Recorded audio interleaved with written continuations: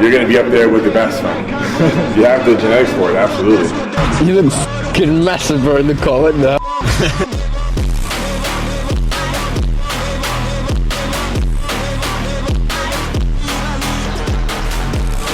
Welcome back to the channel. This is the Anomaly.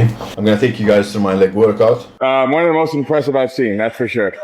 Nice quad sweep, very conditioned, good hamstring development. Gonna be a force to be reckoned with an open division. Strong as coming. When I started out, I had very skinny legs. So if you're in a similar situation and you're a beginner and you have small legs, this is the video to watch. I'm gonna show you every exercise that I did today. And this is one of my favorite leg workouts. First thing I did when I got into the gym is I eat my rice cake, 1 tablespoon of honey and 2 tablespoons of almond butter, 3 rice cakes. It's around 30 grams of rice cakes if you're interested. I eat it like 15 to 20 minutes before my workout. I take my pre-workout scoop of Venom Inferno and Mr. Veins. And again, we're doing things pretty slow, you know, we're being chill while they digest. Around 10 minutes after I eat my rice cakes, I get on a machine. We started off with some adductors and I was just feeling the machine out, seeing what weight is gonna be good for my working set. I always do this with every exercise almost, especially if I haven't trained at that specific gym for some time. I like to see how it actually feels first and see what weight is gonna cause the most suffering, essentially. I just like to feel it out first. Once I find a good weight to start my working sets, that's when I usually start the workout. So this is saying almost 15 minutes after eating my rice cake. 3 sets on the adductor, so 3 working sets and 1 warm-up set. I like going out as much as possible, so I like to stretch my adductor as much as I can, and then I like to squeeze as much as possible. So this needs to be the goal with every exercise. Try to get full range of motion, stretch the muscle out as much as you can without feeling discomfort, and then just go back in and hold it for a few seconds and do it controlled. So as you can see by my reps, like I'm doing them pretty slow, and you can tell I'm suffering. Like even though it's not heavy, I'm doing them so slow and I'm holding it for so long that it's still causing stress, like in me. So that's how you need to train. There's no point in just doing a full stack, doing as many reps as you can, because usually what happens is you're not actually engaging your adductors properly, and this goes for every muscle. You can't just ego lift or go up to a crazy weight expecting crazy gains. You need to focus on feeling the muscle. Slow the movement down, what I usually like to preach, and control it all the way in and all the way out. We did 3 sets adductors, then I adjust it and I do 3 sets of glutes. And remember, I always do a warm-up set before these, so 1 warm-up set, 3 sets working sets. Yeah, so 4 sets on the adductors as well, 1 warm-up. Same principle, just control it all the way through. Suffer as much as you can, take your time with the set. The slower you do your set, the more you're gonna get out of it. I think that's a good way to see it. So if you're really struggling with like growing or activating your glutes, your adductors, this is a good way to get more activation in. Just slow it down and don't stress too much about the weight. Like in bodybuilding, the weight doesn't matter at all. All you need to do is just contract and feel the muscle. I don't like the mindset of just walking into a gym, not even warming up and going straight to the heavy weights and just lifting everything with improper form. You need to learn how to train first. If you want to get big, you need to learn how to actually do the exercise. And you learn that by first starting out with a low weight. So don't watch other influencers and think they're doing a good thing just because they're jacked. Most of the people on the internet don't know what they're doing. Me, I'm not telling you what to do or how to do it. I'm just saying what works for me from my experience. So always try to slow it down. I'm still learning with you guys, so we're just gonna go along my workout because I also want to see my form and what I need to work on. Then after the abductors, we did some seated leg curl. This is one of my favorite machines in Malta. I get a very good contraction, and usually what I like to do is I like to adjust the pad like slightly behind my knee. That's when I get the best activation. I don't need to go too heavy on these. Again, we don't really care about weight, being bodybuilders. We just need to get that good pump and the burn. And I was definitely feeling the burn. What I like doing on these is I slowly go up and then I pull with my hamstrings as fast as I can almost. It's like not really fast. What's the word?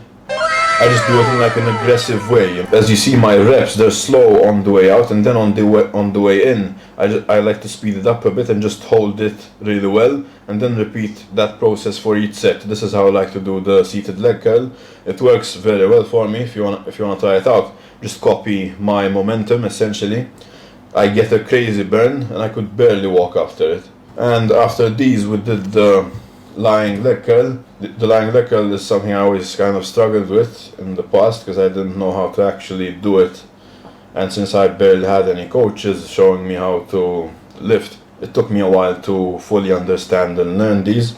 But essentially what you need to do is, so you need to flex your glutes before you go into the bench, because you're gonna set yourself up for the first rep already.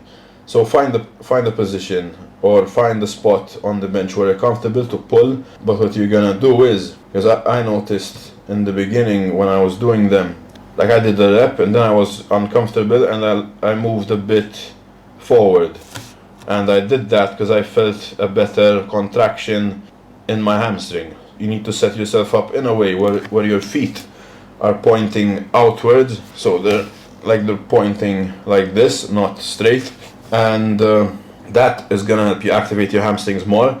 Aside from this, make sure your butt is not going up, because I see a lot of people when they do a lying leg curl, they have their butt up, and they barely get any hamstring activation because they pull with their lower back almost. Like you'll get what I mean. If you look at my form, I'm trying to flex my glutes, and I'm also trying to push my groin into the bench. And what that causes is you're gonna have more stability just in general, and you're gonna be able to pull with only your hamstrings. So this was something that took me years to learn. Finally, I'm getting it and I've fixed my form, and these are a staple in almost every leg workout. Lying leg curls have to be one of my favorites. So if you're trying to get big legs, don't miss on this one. We did 3 sets on the seated leg curl, and then I did 4 sets on the lying leg curl. We went straight into the leg extension. I don't necessarily like leg extensions. It depends on which gym I'm going to. If you train in different gyms, you'll understand when I tell you some gyms have better machines than others. When it's a very good machine, yes, leg extensions is also one of my favorite exercises, but I would prefer maybe like a hack squat, for example, instead of leg extension. It's more exciting for me. But usually if you do a hack squat, you're still gonna do a leg extension afterwards. When you do these, when you do the leg extension, you should always move the seat a bit back. So you're gonna lean on the bench and your lower back isn't gonna be touching the bench. This is how I do them. Remember, I'm just telling you how I do them. Like, this isn't, I'm not sure if this is the proper form. This is just how I get the best activation for my quads, and I have monstrous quads. So if you want to copy me, like see how it works out for you, I'm just telling you guys how I do it. You're trying to, the pad needs to be like slightly on your ankle or slightly above your ankle. And the seat, this is the most important part, the seat cannot be forward, because that's going to ruin your range of motion. So you're going to move it back as much as you can, obviously where it feels comfortable. And you're going to be in a position where your upper back is lying on the seat, and your lower back is going to be off the seat, and you're going to get a better stretch when you do the rep, just because of this, and you're going to get a better contraction at the top. So this causes a crazy burn for me, and I can barely walk after. That is what you need to look for if you're trying to train legs. You need to feel the burn and you need to embrace it, because you will definitely grow doing this. Sometimes what I do is to get an even better stretch on my quads. It's not going to show on the camera because I'm not doing it in an exaggerated way. When I'm stretching my quads at the bottom, I like to move slightly forward just to get a better stretch. So I'm almost going off the seat just a bit, just to stretch out my quads more. And then I go back into another rep. Like as slow as you can, so control the whole movement, and then just flex it really hard at the top. We're just trying to fix my form and everything. My weak points right now are glutes and hamstrings and calves. This workout is gonna hit everywhere, your quads, your glutes, your hamstrings, and your calves. So this is a very solid workout for people who are just trying to get better legs, and I'll try to list everything in the description as well. So this is all like free information for you. Then my least favorite, but recently they've been feeling a bit better because my adductor is not injured anymore, is lunges. So walking lunges, I like to grab a weight that isn't too heavy. Like I want to suffer, but I was doing 40 reps. So I did 3 sets, 40 reps each. That's 120 reps. I'm not gonna do 120 reps heavy. That's gonna kill me, you know. You need to be smart about it. You need to find a weight where you can do it for as long as you can, and you're still gonna have some reps left in reserve. What that means is, after you do the 40 reps, in my case I did 40 reps on the lunges, I still have like 2 or 3 more reps in the tank. Don't always push to failure, and I don't believe in that. Let's say you have an energy source and it's at 100%, and you need to divide that energy through your whole workout. So you're not gonna go all out in the beginning. That doesn't make sense, because if you go to failure in your first 2 exercises, the rest of the workout, like 3 or 4 more exercises that you're gonna do, you're not gonna go all out, and you need to focus on going 100% each time. And I guess it sounds weird because I'm telling you don't push to failure. I'm not saying it is bad. I'm just saying don't do it every workout, and don't do it in the beginning of a workout. Try to spread out your strength, your energy through all the exercises. So you're gonna put the same amount of effort in every single rep, every single set, and you're not gonna leave any gains out. You know, you're pushing as hard as you can, but you're also being smart about it. The room was small, so I was just walking back and forth, because outside that room there wasn't any space to walk. So we just decided to stay in this room and do them here. Then we ended the workout off with some pendulum squats, I think they're called.